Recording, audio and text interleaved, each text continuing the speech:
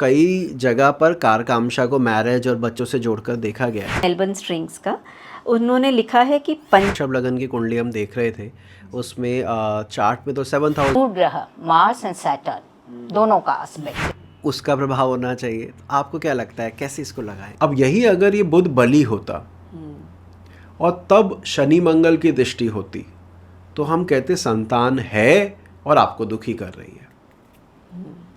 बात समझ में आ रही है? संतान के अस्तित्व पर ही प्रश्न चिन्ह लगा दिया हमने, ये कह के कि अरे आपका तो पंचमे छठे में गया, राहु के साथ है, सूर्य से अस्त है और क्या अच्छा लग रहा है, दिग्बल से हीन है। तो यहाँ पर तो उस अस्तित्व पे ही चिन्ह है कि भैया है भी बच्चे या नहीं। लेकिन अगर पंचमेश बली हो और फिर यही शनि की दृष्टि आ रही है, मंगल की आ रही है वगैरह वगैरह, तो हम कहते हैं भैया संतान तो है लेकिन दिक्कत है, आपको परेशानी दे सकता है। तो ये अंतर आ जाता है। प्लीज़ आगे आप। जी सर। फिर सर इन्होंने एक बात और बोला है कि पंचमेश कमज़ोर स्थिति में, शत्रु भाव में है, दिग्बलहीन है, तृतीयस्थ है, तो संतान का खुद का जीवन भी बहुत संघर्ष में हो सकता है।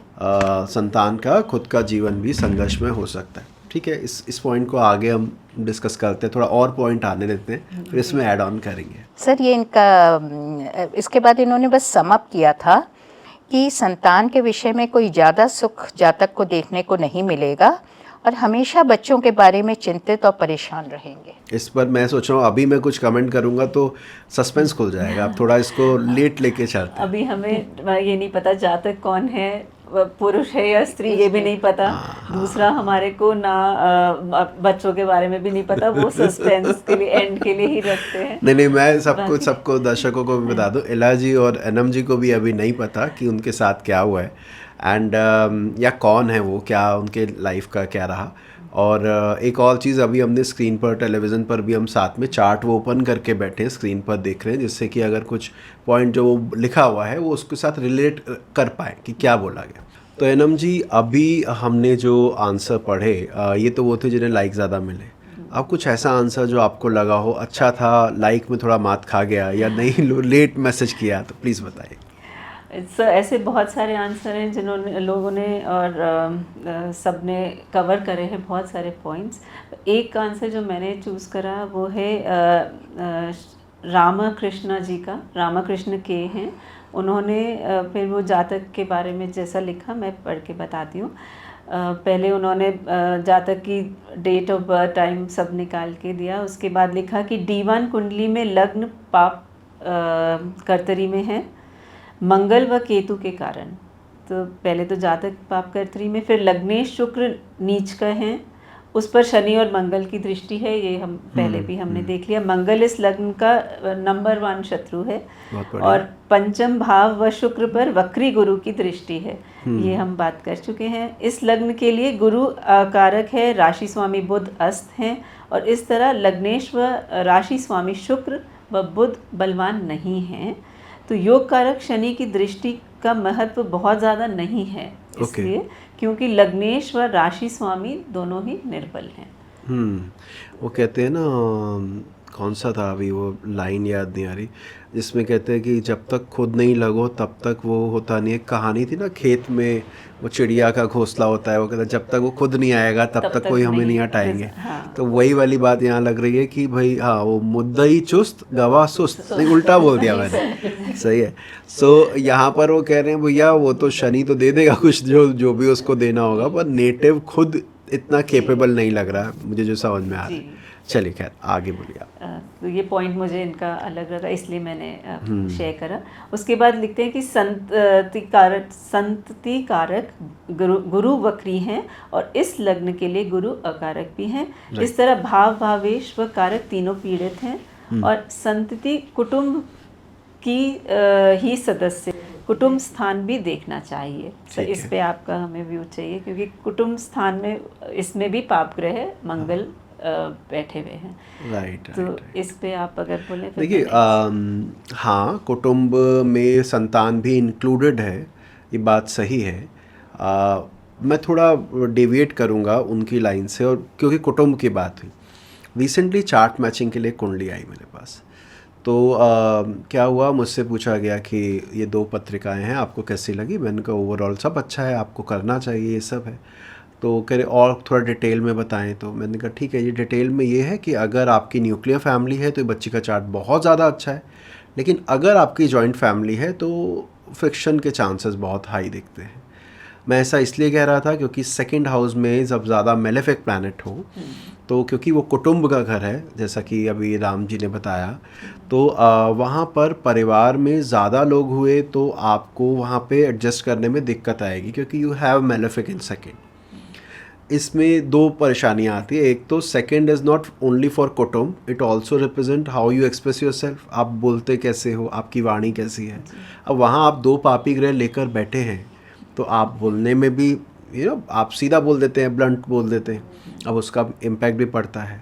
तो ये जब बात होने लगी तो उन्होंने मुझे ये कहा कि sir we are in a joint family, और हम तो बहुत सालों की जॉइंट फैमिली है, ताऊ चाचा सब साथ में हैं, और जो आपने कहा वो हमें अनुभव भी हो रहा है, हमें ऐसा लग रहा है कि हाँ ये दिक्कत आ सकती है, क्योंकि बच्ची से जब हम मिले तो थोड़ा सा लगा होगा उन्हें, फिर हम इस रिश्ते को छोड़ देते हैं, कुछ और देख लेंगे। मैंने वो आपकी इच्छा है, आपने केवल मुझसे पूछा है कि ये 2 पत्रिकाएं कैसी है, तो बच्ची का, बिटिया का चार्ट बहुत अच्छा है, ग्रोथ अच्छी है, सब कुछ अच्छा है, पर ये न्यूक्लियर फैमिली के हिसाब से ज़्यादा बेहतर है।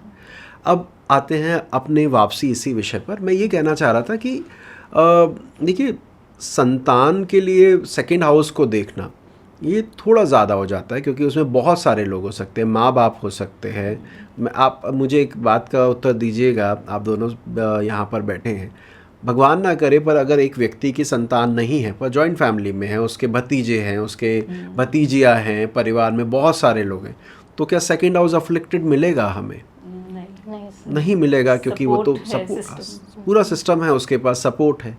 तो सेकंड हाउस को भी देखना चाहिए। मैं यहाँ पर थोड़ा सा डिसएग्री करूँगा, या हम सेकंड के बाद 5th पर आए तो बेहतर है, 5th के बाद सेकंड पे जाने की ज़रूरत नहीं है। अगला पॉइंट इन्होंने लिखा है, भावत भावम के अनुसार पंचम से पंचम भाव नवम भाव है, और नवम स्थान पर शनि और मंगल दोनों की दृष्टि है, तो नवमेश शनि वक्री भी हैं।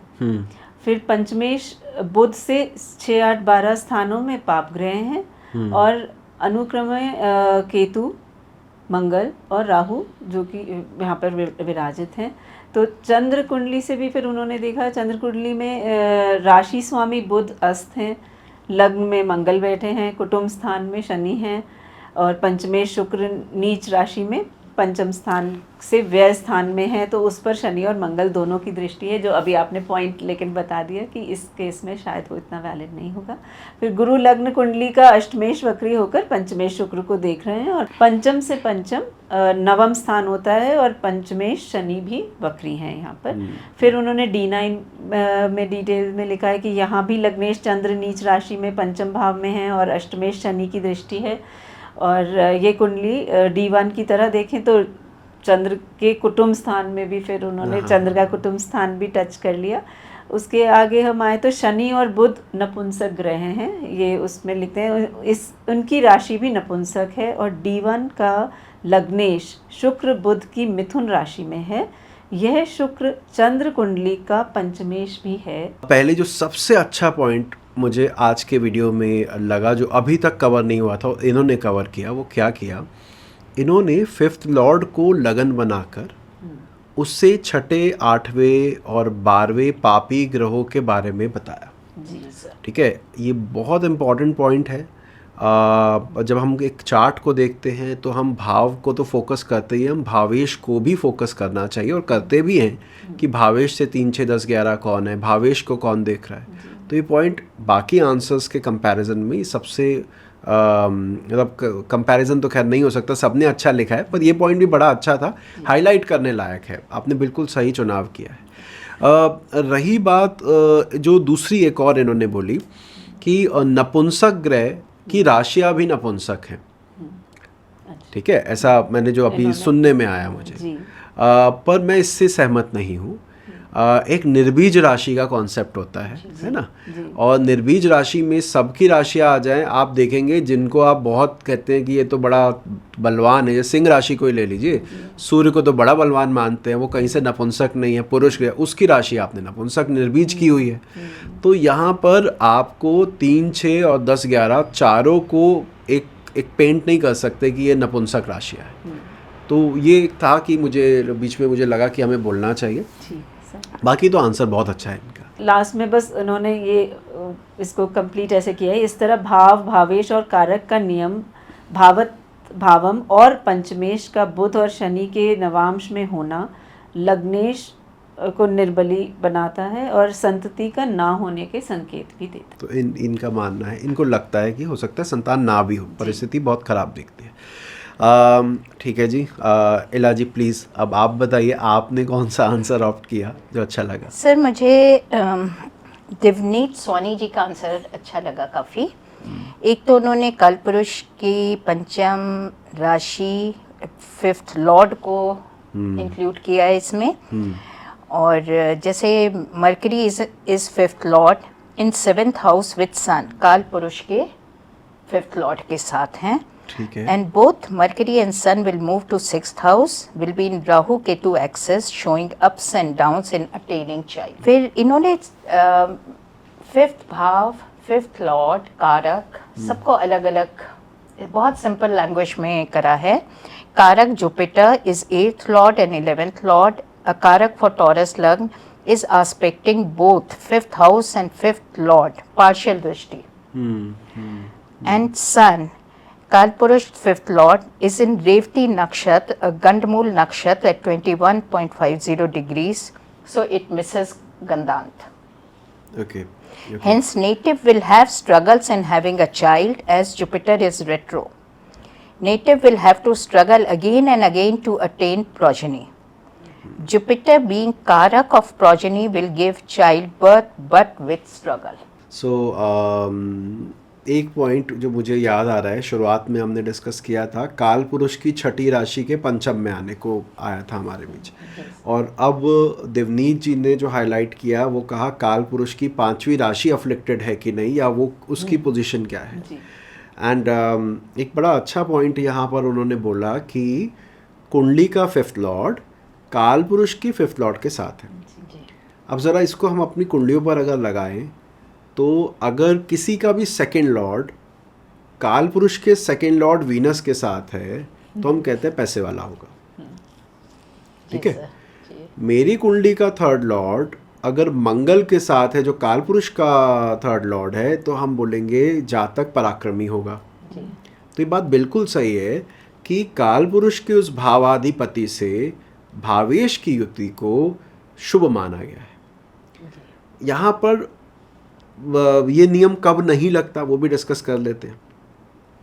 अब कर्म का स्वामी है कर्म भाव का शनि, राइट, काल पुरुष की 10th भाव का। अब अगर वो मेरी कुंडली में 10th लॉर्ड चंद्रमा बन जाए, जैसे मेरा तुला लगन, ठीक है, तुला लगन में 10th लॉर्ड चंद्रमा बन जाएगा। अब अगर चंद्र शनि का योग हुआ तो काल पुरुष के 10वें के साथ युति तो हुई, लेकिन ये तो पीड़ित हो गया मेरा दशमेश। वहाँ पर ये नियम सटीकता से नहीं लगता, बट अदरवाइज ये नियम बहुत अच्छा काम करता है। तो जैसा उन्होंने बताया कि काल पुरुष के भावेश के साथ उसकी युति करवाना बहुत अच्छा पॉइंट है। एंड सेकंड जो आपने अभी एक और लाइन बोली थी मैं मिस कर गया, वो 5th लॉर्ड, और आपने कहा उन्होंने आंसर को ब्रेक किया है। तो मैं दर्शकों से भी कहूँगा कि इस ये कम्युनिटी पोस्ट पर जाकर इस आंसर को पढ़िएगा, क्योंकि उन्होंने उसको और सिंप्लीफाई करने की कोशिश की है, जैसा कि इला मैम बता रहे हैं, तो अच्छा ही होगा। कुछ और उन्होंने मेंशन किया? हाँ सर, एक उन्होंने थोड़ा मेडिकल इंटरवेंशन की भी बात करी है। ठीक है। कि वीनस जो है वो लग्नेश है और 5th हाउस में है, पर 6th लॉर्ड भी है। It indicates that native will have to use medical aid like IVF etc. to attain a child. Great great great. चलिए, ये बहुत बढ़िया आंसर आप लोगों ने बताए। और भी बहुत सारे आंसर थे, बहुत अच्छे थे, मैंने भी पढ़े सभी को। मैं दर्शकों से एक बात कहना चाहूँगा। देखिए, ये जो वीडियो अभी आप देख रहे हैं मोस्ट प्रॉब्ली ये 40 मिनट के आसपास की तो बन ही जाएगी, जबकि हम मुश्किल से 6 आंसर शायद डिस्कस कर पाए। और आप लोगों ने आंसर भेजे हैं 200 से भी ज़्यादा, 225 के आसपास। तो हर आंसर को यहाँ ले पाना कठिन है, और अगर मैं भी दर्शक होता और मैं कमेंट करता तो मुझे लगता है यार मेरा आंसर आ जाता ना तो मुझे बड़ा अच्छा लगता। तो मैं ये नहीं कहूँगा कि आपका उत्तर गलत है इसलिए नहीं लिया गया, या आपका उत्तर में कुछ कमी है। आप ये सोचिएगा कि जो आपने लिखा है अगर वो यहाँ डिस्कस हो गया और उस पर चर्चा हो गई तो आप उसमें प्रसन्न हो जाइएगा। मैं यही चाहूँगा, और मैं क्षमा चाहूँगा कि सभी आंसर मैं नहीं ले सकता, समय बहुत कम रहता है और आप समझ सकते होंगे इस बारे में। तो हमारी पूरी टीम को माफ़ करिएगा अगर किसी को बुरा लगे तो, क्योंकि अच्छा लगता है 6 लोगों को, बुरा लगता है 210 लोगों को जो बाकी लोग रह गए। तो भाई ऐसे में हम समझ सकते हैं आपकी पीड़ा, लेकिन मेरी बात भी आप समझ रहे होंगे। आप बस ये सोचिए, आपने जो लाइन लिखी अगर वो यहाँ डिस्कस हुई है, चाहे किसी और के आंसर के थ्रू ही हुई है, तो इसका मतलब है आपको कंफर्मेशन मिल गई अपने आंसर की। तो एक तो ये कहना चाहूँगा। दूसरा, अब विषय पर आ जाते हैं एक बार कि जातक के साथ हुआ क्या। सो जातक 21 नवंबर 1975 की इनकी पत्रिका है, जो डेट है इनकी। जातक का विवाह काफ़ी जल्दी हुआ, काफ़ी यंग एज में, आई गेस 96 में इनका विवाह हुआ, 95 और 96 में। विवाह के बाद संतान उत्पन्न होने में परेशानियां आई, जैसा कि सभी ने प्रेडिक्ट किया। तो बिल्कुल सही जा रहे हैं आप, संतान होने में परेशानियां आई। मेल है सर, मेल है या फीमेल है? अच्छा, मैं आता हूँ दोनों पर आता हूँ, थोड़ा सब्र रखो, थोड़ा। अब तो एंड पर पहुँच ही गए हैं तो इसको हम कर लेंगे। तो मैं क्या बता रहा था आपको कि संतान होने में परेशानी आई, अबॉर्शन, मिसकैरेज हुआ, मिसकैरेज होने के बाद दोबारा कंसीव किया इनकी वाइफ ने। मेल चार्ट है, सॉरी मैं बताना भूल गया, मेल चार्ट। सो इनकी वाइफ ने कंसीव किया। कंसीव करने के बाद वो संतान गर्भावस्था में अपना पूरा समय करने के बाद पैदा होने के 2-3 दिन में एक्सपायर हो गई, और वो मेल थे जो आपने कहा। तो पहला पुरुष संतति जो इनके हुई, एक अबॉर्शन मिसकैरेज हुआ, और दूसरा जो पूरी तरह से जिसने गर्भावस्था अटेन कर ली, वो सबको लगा कि अब तो खुशखबरी आ ही गई, उसके बाद डिलीवरी के बाद वो बच्चा सरवाइव नहीं कर पाया। यहाँ तक परेशानी रही, और आप समझ सकते हैं चिंता बढ़ जाती है। और ये नेटिव एक कंजर्वेटिव फैमिली को बिलोंग करते थे, तो वहाँ पे और ज़्यादा स्ट्रेस हो जाता है कि संतान को क्यों नहीं हो पा रही है जब सारी चीज़ें हैं। तो उसके बाद कई धार्मिक और ऐसी जगह जहाँ से लगता था कि यहाँ कुछ जवाब मिल सकता है, क्योंकि मेडिकल अनफिट होने वाली बात नहीं दिख रही थी। मेडिकेशन चल रही थी, क्योंकि स्वाभाविक है अगर कोई आंसर नहीं मिलता तो भी कि इस मेडिसिन से शायद हेल्प हो जाए, तो मेडिकेशन चालू थी। लेकिन साथ ही साथ वो बाकी जो और जगह जा सकते थे धार्मिक जगहों पर कि यहाँ से हो सकता है, वहाँ से हो सकता है, वो ट्राई करने लगे। और परमात्मा की कृपा से 24 दिसंबर 1998 को इनको कन्या संतति की प्राप्ति हुई। अब उसमें भी वही वाली बात है, वीडियो का लेंथ लंबा हो जाएगा, लेकिन मैं आपकी जानकारी के लिए बताऊं, गुरु में शनि में संतान हुई। एक वो शनि जो पंचम से पंचम का स्वामी होके पंचम को देख रहा था, तो शनि से उम्मीदें बढ़ जाती हैं। अच्छा, गुरु संतान का कारक था लेकिन वक्री था, जो बोला गया कि शुरुआत में स्ट्रगल और बाद में अटेन हो जाएगा, तो वो इन दोनों की महादशा में ही संतान हुई। गुरु की महादशा, शनि का अंतर। एक और इम्पॉर्टेंट चीज़, द्विग्रह गोचर हम लगाते हैं कि गुरु शनि का ट्रांजिट देखें कहाँ से प्रभाव डाल रहा है। उस दौरान अगर आप चार्ट देखेंगे तो Shani was transiting over Aries sign, ठीक है, कुंडली के 12वें में दिखता है। गुरु उस दौरान चल रहे थे इसमें 11th हाउस और 10th हाउस में, ठीक है, एक्वेरियस में। तो एक्वेरियस साइन 10th हाउस में पड़ता है। अगर हम कुंडली में देखें तो ना तो गुरु की दृष्टि आ रही है पंचम पर, ना शनि की दृष्टि आ रही है पंचम पर, तो लगता है यार द्विग्रह गोचर तो फेल हो गया, ये तो लगता ही नहीं है। लेकिन अगर जो भाव चलित हम इस्तेमाल करते हैं, कई बार क्वेश्चन आता है ना, भाव चलित लगती है नहीं लगती है, कैसे लगाएं। अगर आप भाव चलित पर ध्यान दें तो भाव चलित में तो बुध महाराज पीछे मूव हो गए थे, यानी कि तुला राशि में, और अगर मेष में शनि बैठेगा तो वो तुला को पूर्णता देखेगा। और गुरु अगर कुंभ में होगा तो उसकी भी दृष्टि नवी दृष्टि तुला पर आ जाएगी। तो वहाँ से द्विग्रह गोचर पूर्ण रूप से लग रहा है पंचमेश के ऊपर, अगर पंचमेश छठे में है तो, और जो कि लगन की डिग्री 21 है, उसकी 0 है, तो हमें लगता है कि ये बात पूरी तरह दिखती भी है। एक और चीज़ भी होती है दशानाथ, जिसकी दशा में आपके संतान उत्पन्न हुई है, कोई भी घटना हुई है, वो दशानाथ भी उस भाव को एक्टिवेट करने चाहिए, भावेश को एक्टिवेट करना चाहिए, वो भी यहाँ पर अप्लाई होता है। तो गुरु शनि में इनकी संतान हुई पहली, और सन 2003 में इनको दूसरी संतान प्राप्त हुई, वो मेल है चाइल्ड। दोनों बच्चे हेल्दी हैं, अभी तक सब ठीक है, सब कुशल मंगल है। और वहाँ पर जो पीड़ा हुई थी, बीमारी, मिसकैरेज और ये जो मैंने बताया, वहाँ तक ही सीमित था। फ़िलहाल दोनों बच्चे परमात्मा की कृपा से अच्छे। तो खैर बड़ा अच्छा लोगों ने डिस्कशन जब हम करते हैं बहुत सारी चीज़ें निकल जाती हैं। और इसमें ये बताइएगा सबसे ज़्यादा लाइक्ड आंसर कौन सा था? सबसे ज़्यादा liked answer sir Shri Rajesh Gupta ji का था, उनको 66 लाइक्स मिले थे। उनका आंसर मैंने पढ़ा। क्या बात, राजेश भाई रिश्वत दी क्या किसी को? क्या जोक सपाट नहीं, आपका आंसर सच में बहुत अच्छा था, नो डाउट अबाउट इट। इन्होंने मेरे ख्याल से, अगर राजेश गुप्ता जी का आंसर आपने पढ़ा था जी। तो फिर उन्होंने लगन कुंडली भी यूज़ की, चंद्र कुंडली भी की, कार कामशा पर भी बोल रहे थे, याद आया, D7 और गुरु से भी देखा था शायद। तो बहुत अच्छा आंसर था। परमात्मा ने चाहा, हमारी कोशिश रहेगी, हमारी टीम आपसे कनेक्ट करेगी और आपको कॉल पर हम दोनों एक बार बात करते हैं, तसल्ली से मिलकर आपसे अच्छा लगेगा। अभी रिसेंटली आपको बताता हूँ, जो पिछली वीडियो हमने की करियर वाला, उस पर हमें आंसर आया था, लखनऊ से थे नीलांशु मिश्रा जी। उनसे हमारी वीडियो कॉल पर बात हुई, सामने बैठे दोनों, बहुत ही सज्जन व्यक्ति और बहुत अच्छी समझ रखने वाले, और प्रोफेशनल एस्ट्रोलॉजर नहीं थे।